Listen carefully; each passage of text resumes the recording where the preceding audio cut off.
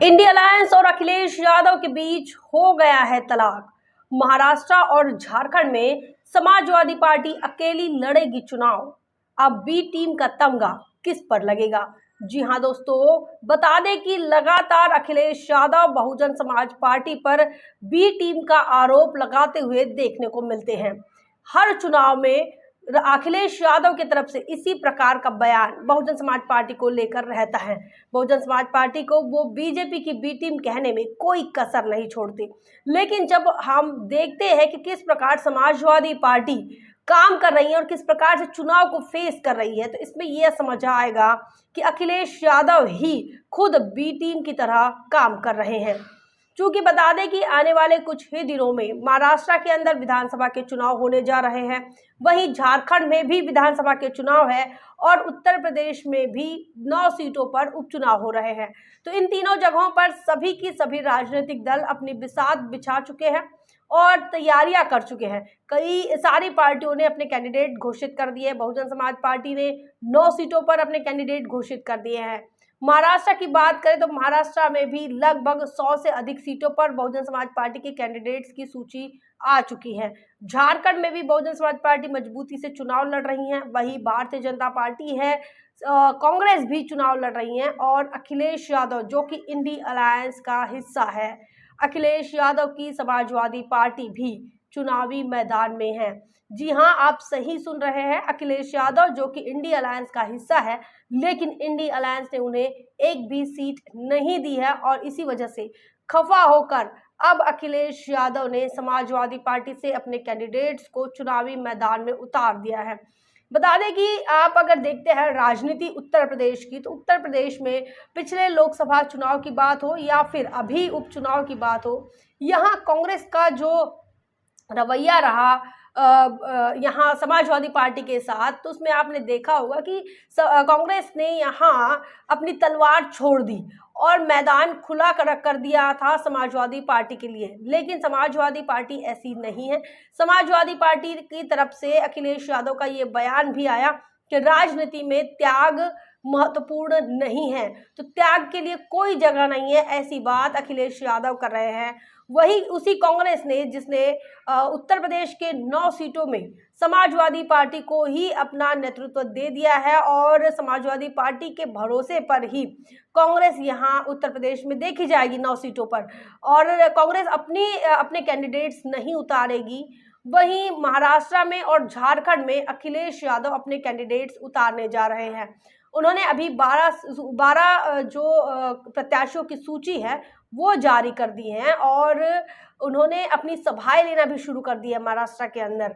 तो अखिलेश यादव के इस प्रकार के बर्ताव से, इस प्रकार की रणनीति से आखिर किसको फायदा होगा और किसको नुकसान होगा, इसका अगर एक बार आकलन किया जाए। देखिए, महाराष्ट्र में अखिलेश यादव के 2 एमएलए रह चुके हैं, तो ऐसे में कुछ ही ऐसा ही एक हिस्सा है महाराष्ट्र का, पश्चिम महाराष्ट्र की 2 विधानसभा, जहां पर उनका वोट बैंक है। वोट बैंक उन समाजवादी पार्टी का भी नहीं कहा जा सकता, चूंकि वहां कैंडिडेट का वोट बैंक है और उन 2 सीटों के अलावा समाजवादी पार्टी का पूरे महाराष्ट्र में कुछ नहीं है। बावजूद इसके अखिलेश यादव वहां पर चुनाव लड़ रहे हैं। इसके पहले आपको बताया कि हरियाणा में भी अखिलेश यादव का ऐसा ही रवैया रहा था और वहां पर भी वो इंडिया अलायंस के साथ होने के बाद भी वो अलग चुनाव लड़ते हैं। अभी झारखंड में भी इसी प्रकार से ही वो अलग चुनाव लड़ रहे हैं। मध्य प्रदेश में विधानसभा चुनाव में भी वो इंडिया अलायंस के साथ जाने वाले थे, बावजूद इसके उन्होंने अलग कैंडिडेट दिया। और कमलनाथ का जो बयान था, उस समय कमलनाथ कांग्रेस के लीडर थे और उन्होंने कहा था कि छोड़ो अखिलेश वखिलेश। तो इस प्रकार की सारी रणनीति, इस प्रकार के सारे मामले देखे गए और उसके बाद भी अखिलेश यादव अब समाजवादी पार्टी के अपने कैंडिडेट्स को अलग से उतार रहे हैं। अब सवाल ये आता है कि क्या अखिलेश यादव पर बी टीम का तमगा लगने जा रहा है? क्या वो भाजपा के लिए काम कर रहे हैं, इंडिया अलायंस को हराने के लिए, कांग्रेस को हराने के लिए काम कर रहे हैं? ये बड़ा सवाल है। इसी प्रकार से ममता बनर्जी भी अलग चुनाव लड़ती हैं पश्चिम बंगाल के अंदर लोकसभा चुनाव में। बावजूद इसके ममता बनर्जी को भी बी टीम का तमगा नहीं लगता है। ना ही अखिलेश यादव की तरफ से बी टीम का कोई आरोप लगाया गया था ममता बनर्जी पर। लेकिन बहुजन समाज पार्टी जब अलग अलग राज्यों में चुनाव लड़ती है, अपने बलबूते चुनाव लड़ने की बात करती है, तो अखिलेश यादव की तरफ से बहुजन समाज पार्टी को लेकर लगातार बी टीम का जो आरोप है वो दिखाई देता है, या फिर वो कहते हैं अपने बयानबाजी के माध्यम से बहुजन समाज पार्टी को बी टीम कहते हैं भारतीय जनता पार्टी की। लेकिन सही मायने में अगर हम देखते हैं कि जो काम कौन कर रहा है बी टीम का, तो काम यहाँ पर आप देखिए तो यहाँ बीजेपी की बी टीम होने का समाजवादी पार्टी पूरा काम करती है। मध्य प्रदेश में इसी प्रकार से कांग्रेस को जो नुकसान हुआ वो समाजवादी पार्टी की वजह से हुआ। हरियाणा के अंदर भी समाजवादी पार्टी के कैंडिडेट रहे थे। वहीं अब आपको बता दें कि झारखंड के अंदर और महाराष्ट्र के अंदर भी समाजवादी पार्टी अपने कैंडिडेट देने जा रही है। तो इसका मतलब ये हुआ कि समाजवादी पार्टी हर हाल में चुनाव लड़ रही हैं, क्योंकि वो चाहती है कि वो राष्ट्रीय दल बने। लेकिन वही कांग्रेस जो है, कांग्रेस इंडिया अलायंस के माध्यम से उन्हें सीटें नहीं दे रही है, या फिर जो सीटें दे रही हैं उस पर अखिलेश यादव सेटिस्फाइड नहीं है। तो अपनी पार्टी को खड़ा करना चाहते हैं, राष्ट्रीय दल बनाना चाहते हैं, लेकिन दूसरों के भरोसे पर। और इसीलिए वो लगातार गिड़गिड़ा रहे थे इंडिया अलायंस के पास कि उन्हें सीटें दे दी जाए, लेकिन उन्हें सीटें नहीं मिली। और ये भी बात है कि उन्हें सीटें नहीं मिलने का कारण यह भी है क्योंकि उन्होंने उत्तर प्रदेश, इंडिया अलायंस ने उत्तर प्रदेश पूरा का पूरा अखिलेश यादव को दे दिया था। ऐसे में अखिलेश यादव को दूसरे राज्यों में सीट शेयर मिले या ना मिले, इसकी कोई परवाह नहीं होनी चाहिए थी। लेकिन अखिलेश यादव लगातार कांग्रेस को हराने के लिए, इंडिया अलायंस को हराने के लिए बड़ा प्रयास कर रहे हैं। क्या कोई बड़ी राजनीति हो रही है? क्या वो अंदरूनी तरीके से भारतीय जनता पार्टी से मिले हुए हैं?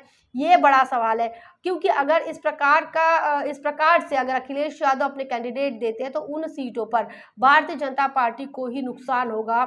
इंडिया अलायंस के दोनों घटक दल जब एक दूसरे के आमने सामने आएंगे, और खासकर महाराष्ट्र में जहां पर कांग्रेस के दो फाड़ हो चुके हैं, राष्ट्रवादी कांग्रेस के दो फाड़ हो चुके हैं, तो ऑलरेडी जहां पर पहले से ही जहां पर वोट बैंक बिखरा हुआ है, वहां जाकर अखिलेश यादव वहां जाकर क्या करेंगे?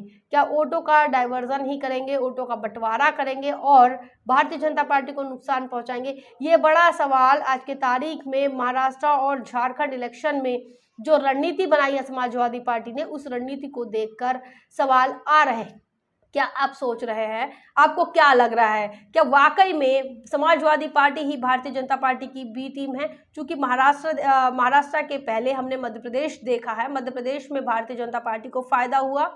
वहीं आपको ये बताएं कि हरियाणा में भी भारतीय जनता पार्टी को फायदा हुआ, और समाजवादी पार्टी अकेले चुनाव लड़ने की जो जिद कर रही थी, जम्मू कश्मीर में भी अकेले चुनाव लड़ी समाजवादी पार्टी ने। और अब महाराष्ट्र और झारखंड में क्या चाहते हैं अखिलेश यादव कि भारतीय जनता पार्टी वापसी करे, फिर से भारतीय जनता पार्टी की सरकार बनाए, और सही मायने में भारतीय जनता पार्टी की बी टीम के तौर पर समाजवादी पार्टी ही काम कर रही है। क्या कुछ आप सोच रहे हैं? कमेंट सेक्शन में जरूर लिखिए।